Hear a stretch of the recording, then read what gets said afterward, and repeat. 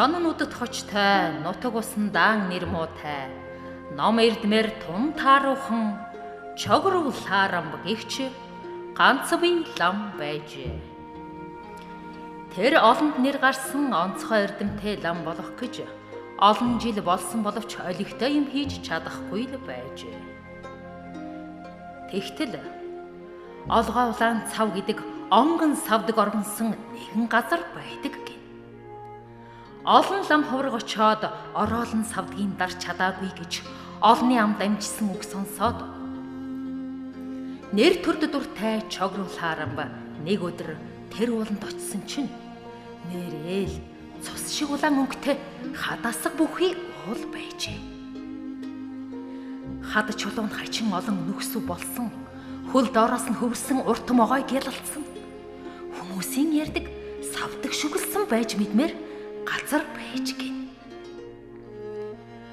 Заахоо чогром миний заяаг түших газар энэ мөн бололтой гэж бодоод олгой улаан цавын онгон савдгийг дарахаар ирлээ гэж ойр хавийн айламтанд зар тарааж зүсэгтэн олныг ятхан үнэмшөөлж сүм дуган хүртэл бариулж аваад сүржигнэн суудаг болжээ.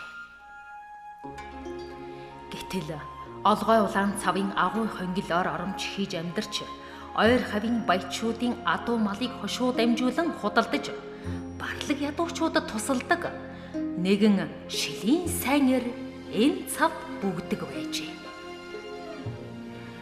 Орогдол хулгайч баян ноёдын сүргээс сасалсан малаан бартаа нуучаа ихтэй цавын хавцал жалганд нууж байгаад харанхуй шөнөөр харихоол хөөж аваачдаг байсан болохоор адуу малаан орсоргүй алдсан баячууд олгой улаан цавын орон савдаг оргонсон уул гэж олонд цуу тарааснаа нь орогдол хулгайч нарч олны нүдээс нуугдахад тус болдог байв. Шилийн сайнэр нэгэн удаа алсын хошуунд адуу мал хөөж арилжаа хийж яваад замын айлар буусан чинь олгой улаан цавын онгон савдгийг дарахаар онцгой чадалтай нэгэн лам ирсэн тухай сонсоод яаран явсаар оргондог агуйдан иртэл нэрэл олгой улаан цавын хад чулууг дөрөгтөл хингэрэг цан хангинаж байдгийн шүү. Одоохон энэ ламыг холдуулж авахгүй бол онгон савдагтай гэдэг оргүй худал үг олон түмэнд илэрч магадгүй гэж бодоод оройхон шиг оргондог агуйнасаа гарч явтал ойрын нэг гүнзгий хавцалд барьсан багаан дуган дайралдаж хингэрэг цангийн дуу хэсхэрийг цуурайтуулж байна гин. Сайн нэр ганц бие ламыг эндээс холдуулах ямар арга хэрэглэхээ амархан бодож олжээ.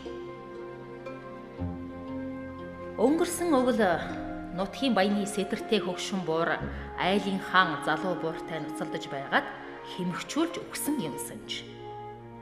Түүний толгоон ясаар ламыг айлгах гэж шийдээд өгөрсөн хувхай толгойг авчирч соёо шүдийг нь улаанаар будаж нүдэнд нь ногоон өнгийн шаварч игэж шар засаар амар самалдгийг халдсан будаж хүзүүн ясыг нь хэлхэн улаан ирээн давгаар орон бэлтгэн авчээ.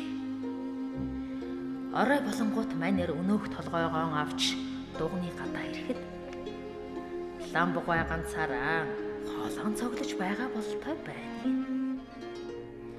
Тэгээд гаднаас чоннуудад чогров хаарамчи гараад ир гэж сүрхийг их чинь хашгирчээ. Өвгөн лам үндэсгийн ч очсноо хингэрэг цангаан авч ном тарин уншиж дамар тачиг нуулаад л сүрхий болж байна гин. Тэгэхэр дугны үүдийг нээж буурын хаан бодож янзалсан толгойг цухуйлган олгой улаан цавын онгон савдаг бий байна. Одоохон эндээс холдохгүй бол оромж гэртээ чинь хамт аваад залгичихын шүү. Гэж шүд амыг нь ярзагнуулан хөдөлгөж нүд хамрыг нь эргэлдүүлэн харуулхад аягийн чинь нүдтэй аврах могой намайг хороохно гэж айхтан ламын нүдэн орой дээрээ гарч шүд ам нь ангагнаж муухай гих чинь ганцгашаараад муужраад амжихаж гин. Үүнээс хойш шүнхэлцгэн хагартал айсан лам үүгээр дахиж үзэгдээгүй юм гэдэг. Олгойтой цус шиг муухай амьтан энэ ууланд оргондог гэсэн цуу яриа тарааж уулын нэрийг нь өөрчлөхгүй бол болохгүй гэж айлдсан гэдэг. Түүнээс хойш энэ газар олгой биш, алгуй гэдэг нэртэй болсон юм байх. Өгсөн бурын толгойноос амьда тайна, нэр төрхөд хөөцөлдвөл нэг л өдөр хөглөн гэдэг цэцэн мэргэн үг эндээс үссэн ч байж магадгүй гэж домог төгсдөг хажуу.